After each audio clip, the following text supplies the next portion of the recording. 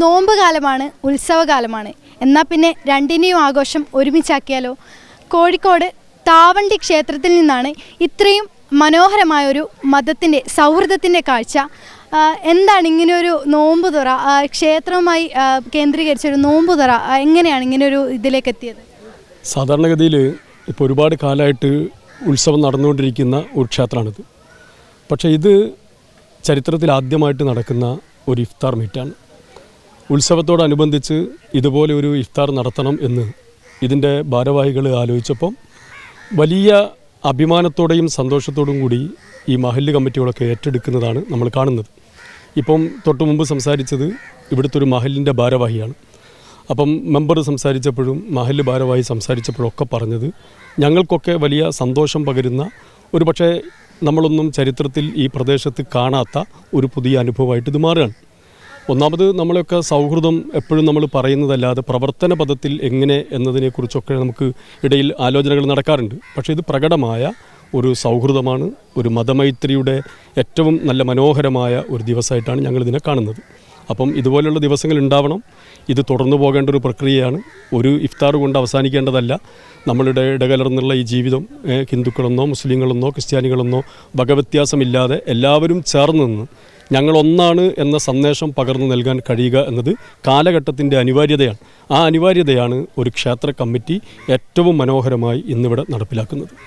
കേരളം എപ്പോഴും ഒരു മതസൗഹാർദ്ദത്തിൻ്റെ സന്ദേശം മുന്നോട്ട് വയ്ക്കുന്ന ഒരു പ്രദേശം കൂടിയാണ്. അപ്പോൾ അവിടെയാണ് ഇങ്ങനെ ഒരു കൂട്ടായ്മ ഉണ്ടാകുന്നത്. എന്ത് തോന്നുന്നു? തീർച്ചയായിട്ടും വളരെ സന്തോഷം തോന്നുന്ന ഒരു മുഹൂർത്തമാണിത്. ഇപ്പോൾ നമ്മളെ സംബന്ധിച്ചിടത്തോളം കേരളത്തെക്കുറിച്ച് നമുക്കറിയാം. എല്ലാവരെയും മനസ്സറിഞ്ഞ് സ്വീകരിക്കുകയും എല്ലാവരോടൊപ്പം ചേരുകയും ചെയ്യുന്ന വലിയൊരു വിശാല മനസ്സുള്ള ഒരു സമൂഹമാണ് കേരളത്തിലുള്ളത്.